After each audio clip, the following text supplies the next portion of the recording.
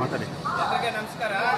ಇಲ್ಲಿ Bangarpet railway station ಅಲ್ಲಿ railway department ಸಂಬಂಧಪಟ್ಟ ಅಧಿಕಾರಿಗಳು ನಮಗೆ ಕೆಜಿಎಫ್ ಮಾರಿಕೊಪ್ಪಂ ಗಾಡಿ ಇವತ್ತು ಕ್ಯಾನ್ಸಲ್ ಮಾಡಿದ್ದಾರೆ. ಬಂಗಾರಪೇಟೆ ಮಾತ್ರ ಸೀಮಿತ ಅಂತ ಹೇಳಿದ್ರು. ಇದ್ಯಾವುದೋ ಬೇರೆ ಗಾಡಿ ಬಂದಿದೆ, 10:05 ಹೋಗುತ್ತೆ ಅಂತ ನಮ್ಗೆಲ್ರಿಗೆ ಟಿಕೆಟ್ ಕೊಟ್ಟಿದ್ದಾರೆ.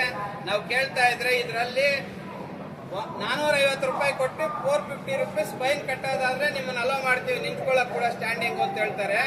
ಇದರಲ್ಲಿ ಜನರಲ್ ಬೋಗಿ ಇದೆಯಾ ಅಂದ್ರೆ ಇಲ್ಲ ಅಂತ ಹೇಳ್ತಾರೆ, ಕಂಪ್ಲೀಟ್ AC ಅಂತ ಹೇಳ್ತಾರೆ.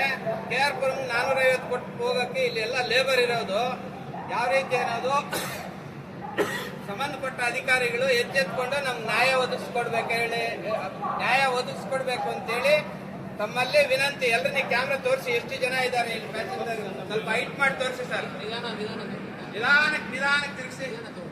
ಇಷ್ಟು ಜನ ಇದ್ದಾರೆ, ಇಷ್ಟು ಜನರಿಗೆ ನ್ಯಾಯ ಒದಗಿಸ್ಕೊಡ್ಬೇಕಂತೇಳಿ ಸಂಬಂಧಪಟ್ಟ ಅಧಿಕಾರಿಗಳು ಯಾರಿದ್ದಾರೋ ರೈಲ್ವೆ ಡಿಪಾರ್ಟ್ಮೆಂಟ್ ಬೇಜವಾಬ್ದಾರಿತನವಾಗಿ ಮಾತಾಡ್ತಾ ಇದೆ. ನಮಗೆ ಇಲ್ಲಿ ಹೊಂದಿಸಿರೋದು ರೈಲ್ವೆ ಡಿಪಾರ್ಟ್ಮೆಂಟ್ ಪೊಲೀಸ್ ಮಾತ್ರ.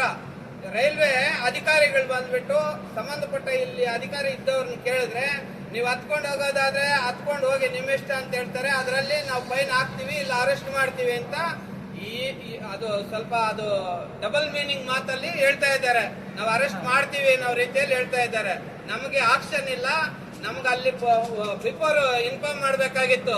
ನಾವ್ ಈ ರೀತಿ ಮಾರಿಕೊಪ್ಪಂ ಗಾಡಿ 1 ತಿಂಗಳು 1 ವರ್ಷ ನಾವು ಕ್ಯಾನ್ಸಲ್ ಮಾಡ್ತಾ ಇದ್ದೀವಿ ಅಂತ ತಿಳಿಸಿದ್ರೆ ನಾವು ಆಲ್ಟರ್ನೇಟ್ ಬೇರೆ ವ್ಯವಸ್ಥೆ ಮಾಡ್ಕೊಂತ ಇದ್ವಿ.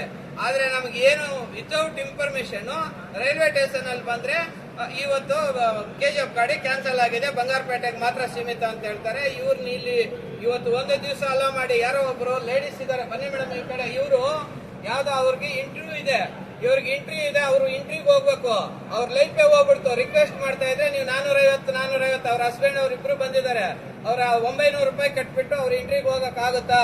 ಸಂಬಂಧಪಟ್ಟವರು ರೈಲ್ವೆ ಡಿಪಾರ್ಟ್ಮೆಂಟ್ ಬೇಜವಾಬ್ದಾರಿತನ ತೋರಿಸ್ತಾ ಇದ್ದಾರೆ. ದಯವಿಟ್ಟು ಇದಕ್ಕೆ ನಾವು ನ್ಯಾಯ ಒದಗಿಸ್ಕೊಡ್ಬೇಕು ಅಂತೇಳಿ ತಮ್ಮಲ್ಲಿ ವಿನಂತಿ. ನಮಸ್ಕಾರ.